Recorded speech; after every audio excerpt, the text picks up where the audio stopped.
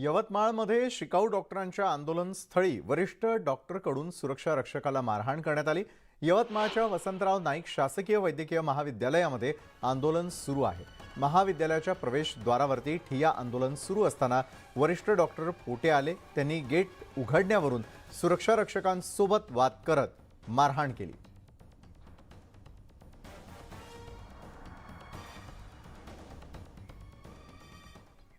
त्यानंतर एक धक्कादायक बातमी आळंदीमधून। आळंदीमध्ये काही जणांचा धर्म परिवर्तन करण्याचा प्रयत्न केल्याची धक्कादायक घटना घडल्याची माहिती समोर येते।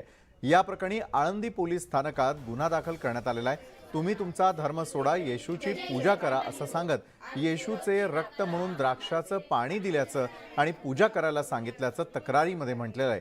तर या प्रकरणी धर्म परिवर्तन करण्यास प्रवृत्त केल्याप्रकरणी आळंदीमध्ये 3 जणांविरोधात गुन्हा दाखल असून पोलीस तपास सुरू आहे। तुम्ही आमच्या वरती लोकांना अंधश्रद्धा पसरवू नका। कोल्हापुरामधील आजरा इथल्या जन आक्रोश मोर्चा काढण्यात आलेला होता। या मोर्चामध्ये महिलांनी मोठ्या संख्येने सहभाग घेतला। शालेय मुलीची छेड काढल्याने हिंदुत्ववादी संघटना आक्रमक झाल्यात। या छेडछाड प्रकरणी पोलिसांनी 2 जणांना अटक केली आहे।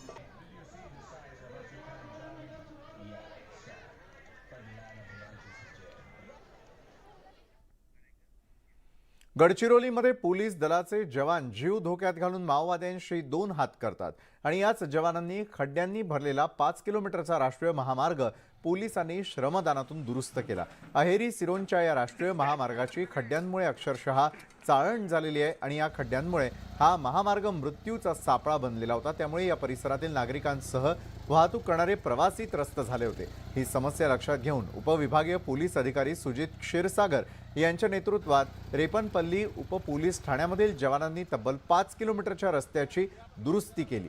जवानांच्या या उपक्रमाला स्थानिक नागरिकांची ही साथ लाभली आहे।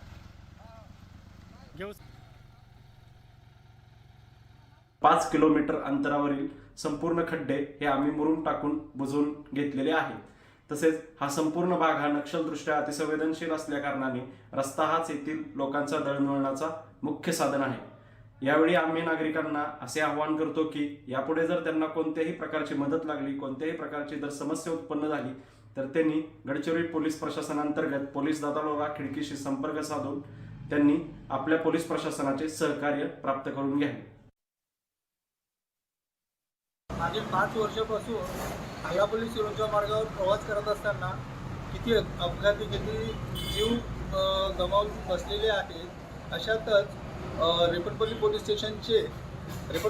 स्टेशनचे कर्मचारी, अधिकारी तसंच रेपनपल्ली परिसरातील जनता एक होऊन खड्डे बुजवण्याचा जो कार्य केला आहे ते मुरुम टाकून खड्डे बुजवण्याचा कार्यक्रम केल्यामुळं समाधानकारक प्रवास खूप होऊ लागलेला आहे। नवी मुंबईमध्ये चक्क मॉरिशसच्या आरोग्यमंत्र्यांसमोर मनसेनं आंदोलन केलं। मॉरिशसचे आरोग्यमंत्री कैलेश कुमार सिंग हे नवी मुंबईतील पालिका रुग्णालयाला भेट देण्यासाठी आलेले होते आणि यावेळी एका रुग्णाला बेड मिळत नव्हता आणि म्हणून मनसे नेत्यांनी चक्क रुग्णालयाच्या डीन समोरच लोटांगण घातलं। संबंधित रुग्णाला सकाळी 11 वाजेपासून बेड मिळत नव्हता आणि दरम्यान विनंती करूनही दुपारी 4 वाजेपर्यंत बेड मिळाला नाही म्हणून आक्रमक होत मनसे कार्यकर्त्यांनी चक्क लोटांगण घालत अनोख्या पद्धतीने आंदोलन केलं। साहेब 4.5 तास लागतात एका पेशंटला बेड भेटण्यासाठी। चंद्रपूरच्या ताडोबा अंधारी व्याघ्र प्रकल्पाच्या बफर क्षेत्रामधील रामदेगी जंगलातला एक व्हिडिओ व्हायरल झालेला आहे। यात सीएम नावाचा भला थोरला वाघ आपली शिकार खातोय। चंद्रपूर जिल्ह्यामधील रामदेगीचं जंगल हे समृद्ध जंगल म्हणून ओळखलं जातं आणि या भागातील निमडेला भागामध्ये सफारी दरम्यान पर्यटकांना सीएमनं दर्शन दिलं। सोबतच त्यानं नुकतीच शिकार केलेली असल्यानं सीएम वाघ त्या भोवताल फिरत होता।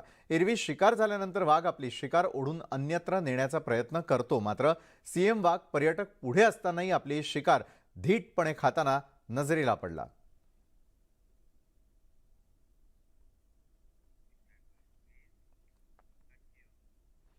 आमदार गोपीचंद पडळकर यांनी खेड तालुक्यामधील वाफ गावामध्ये धनगर ढोल वाजवण्याचा आनंद घेतला। वाफ गावामध्ये यशवंतराव होळकर यांचा राज्याभिषेक सोहळा पार पडला आणि त्यावेळी निघालेल्या पालखीच्या मिरवणुकीमध्ये पडळकरांनी ढोल वाजवला।